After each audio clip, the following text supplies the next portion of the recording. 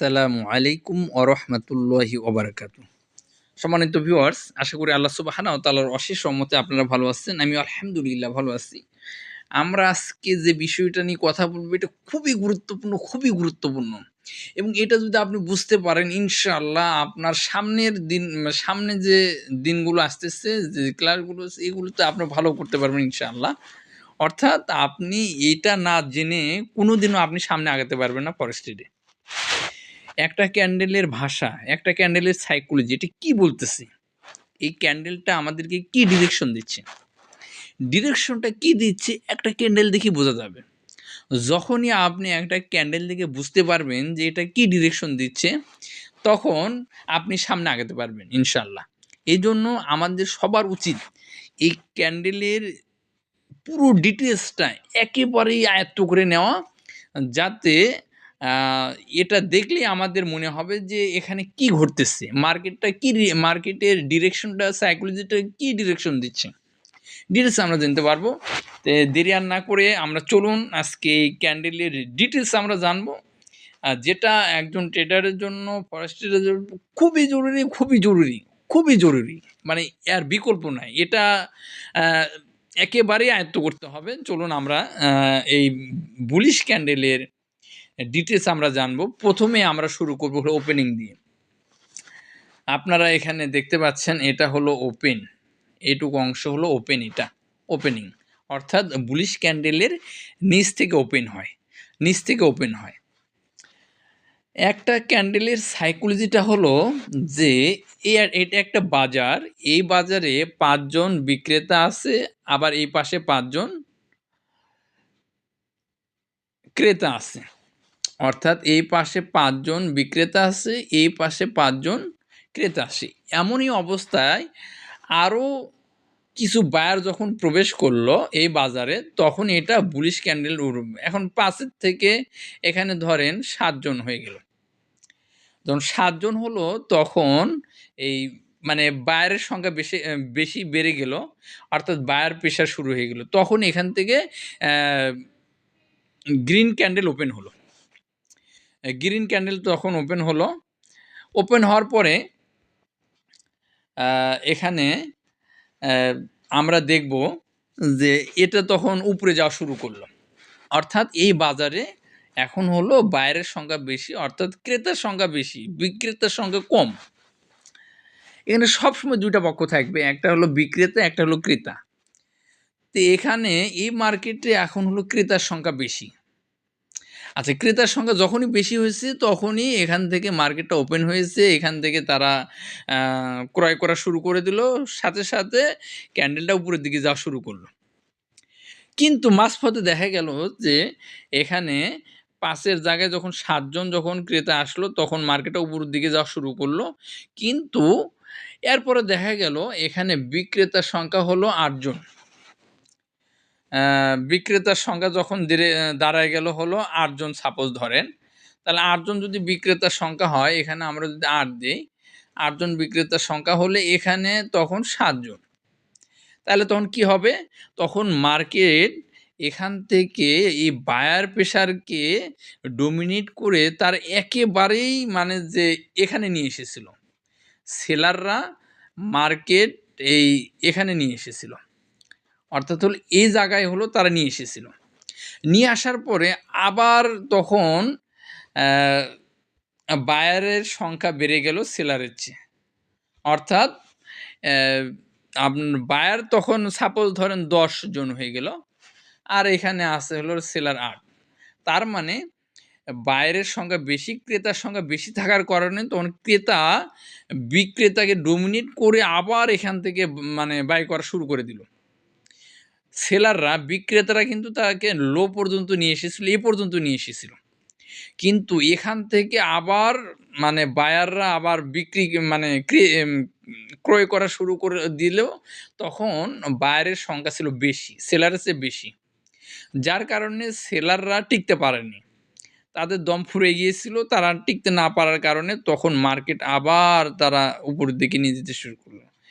Green candle, বায়ারের কাজ হলো মার্কেটে উপর দিকে নিয়ে যাওয়া, আর বিক্রেতার কাজ হলো মার্কেট নিচের দিকে নিয়ে আসা। এটা মনে রাখতে হবে যে ক্রেতার কাজ হলো মার্কেট উপরের দিকে নিয়ে যাওয়া, আর বিক্রেতার কাজ হলো নিচ দিকে নিয়ে আসা। তাহলে এখানে এটুকুতে আমরা ক্লিয়ার হইলাম যে একটা মার্কেটে যখন ক্রেতার সংখ্যা বেশি হয়ে যায়, বেশি ঢোকে, তখন সেখান থেকে ওপেন শুরু হয়। অর্থাৎ মার্কেটে বিক্রেতার চেয়ে ক্রেতার সংখ্যা বেশি, সেলারের চেয়ে বায়ারের সংখ্যা যখন বেশি হয়, তখন একটা বুলিশ ক্যান্ডেল ওপেন হয়।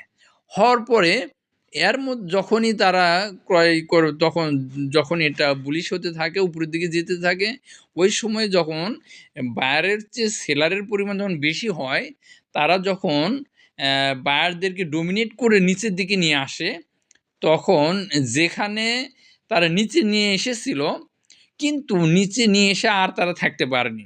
অর্থাৎ সেলাররা, বিক্রেতারা তারা বিক্রি করে তারা যখন মার্কেটকে নিচের দিকে নিয়ে এসেছিল, ঠিক ওই মুহূর্তে অর্থাৎ লো এই জায়গা থেকে আবার বায়ারের সংখ্যা বেশি হয়ে গিয়েছিল, সেলারের সংখ্যা তখন কম হয়ে গিয়েছিল। যার কারণে মার্কেট এখান থেকে আবার উপরের দিকে দেওয়া শুরু হয়। এই যে ওপেন যেখানে হয়েছিল, আর এই যে নিচে যেটুকু এসেছিল লো, আবার বলি এটা হলো উইক শ্যাডো। যে এই যে লোটা দেখতেছেন, এর মানে এইটুকুর অর্থ হলো যে মার্কেট বায়াররা যখন ওপেন করলো, ওপেন করার পরে অর্থাৎ ক্রেতারা ঢুকলো মার্কেটে, ঢোকার পরে বিক্রেতারা এসে তারা বিক্রি বেশি করা শুরু করলো, বেশি বিক্রেতারা মার্কেটে চলে আসলো, যার কারণে লো পর্যন্ত চলে এসেছিল। কিন্তু তারপরের মুহূর্তে আবার বায়ারের সংখ্যা বেড়ে গেল, যার কারণে এখান থেকে মার্কেট আবার উপরের দিকে যাওয়া শুরু করলো। এই যে যেখানে ওপেন হলো আর যেখানে লো হলো, এটার মধ্যে পার্থক্য হলো যে বায়াররা এখানে প্রেশার ক্রিয়েট করেছিল, সেলাররা বায়ারদের উপর প্রেশার ক্রিয়েট করেছিল, কিন্তু তারা এখানে এসে তাদের দম আর আটকাতে পারেনি। তখন তাদের সেলারদের প্রেশার কমে গিয়েছিল। তখন আবার বায়ার প্রেশার শুরু হলো। তো বায়ার প্রেশার এখান থেকে আবার শুরু হয়ে তাদেরকে একেবারেই এখানে এসে ক্লোজ করেছে। আমার মনে হয় এটা আবার যদি আপনি একটু চিন্তা ভাবনা করেন, যে দেখেন যে যেখানে মার্কেটটা ওপেন হয়েছিল, ওপেন হওয়ার পরে বায়ারদেরকে ডমিনেট করে সেলাররা, অর্থাৎ হলো বিক্রেতারা ক্রেতাদেরকে ডমিনেট করে তারা এ পর্যন্ত নিয়ে এসেছিল। অর্থাৎ ওপেনিং থেকে যে শ্যাডো আপনি দেখতে পাচ্ছেন, উইক শ্যাডো, উইক দেখতে পাচ্ছেন, এর মানে হলো এইটুকুতে বিক্রেতারা ডমিনেট করে বায়ারদেরকে এত নিচে নিয়ে এসেছিল। এই লো বা উইক শ্যাডো এটাই আমাদেরকে ইঙ্গিত দেয়। যখন এরকম একটা আমরা চিহ্ন দেখব, তখন এইটুকুর অর্থ হলো যে মার্কেট এখান থেকে শুরু হয়েছিল, কিন্তু বিক্রেতাদের চাপে, সেলারদের চাপে মার্কেট এত নিচে নেমে এসেছিল, কিন্তু সেলাররা এরপর আর তাদের প্রেশার ধরে রাখতে পারেনি, যার কারণ মার্কেট আবার এখান থেকে উপরের দিকে ওঠা শুরু করেছে। তার মানে এখানে বোঝা গেল যে এটা হলো মানে যে বায়ারদের প্রেশারটা বেশি এই ক্যান্ডেল দিয়ে বোঝাচ্ছে। আচ্ছা, তারপরে তারা এখানে যখন ক্লোজ করলো, মানে এখানে বায়ারদের এখানে বিক্রি এখানে ক্লোজ হয়ে গেল, তার মানে এখানে তারা ক্লোজ করলো।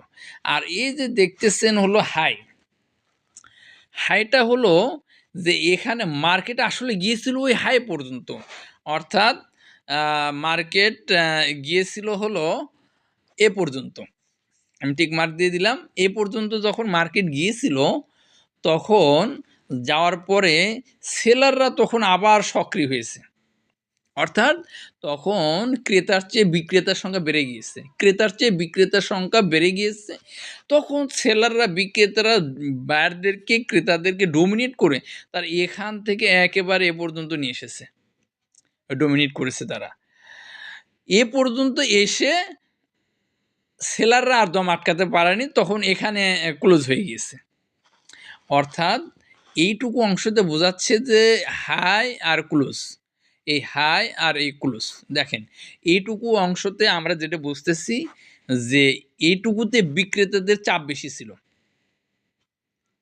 বিক্রেতাদের চাপ বেশি ছিল। তারা মানে সেলাররা প্রেশার দিয়ে ডমিনেট করে তারা মার্কেট এ পর্যন্ত নিচে নেমে নিয়ে এসেছে।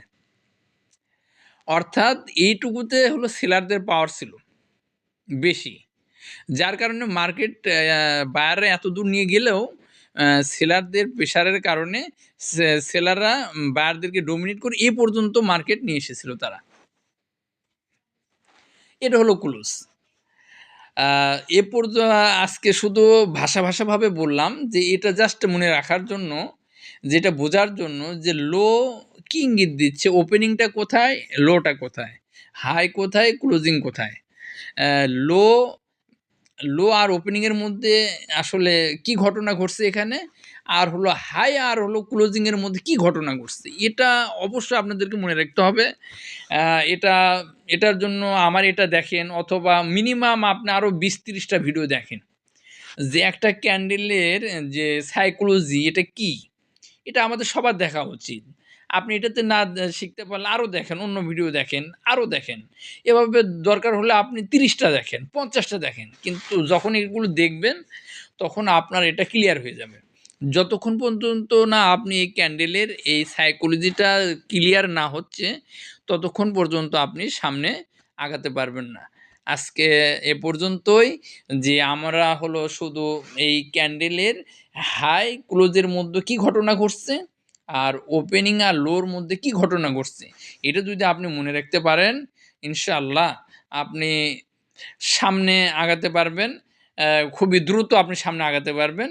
তখন সবকিছু আপনার জন্য বোঝা খুবই ইজি হয়ে যাবে। এটা যদি আপনি মাথার মধ্যে নিতে পারেন, তাহলে সামনের সবগুলো কাজ একেবারেই আপনার কাছে খুব ইজি মনে হবে।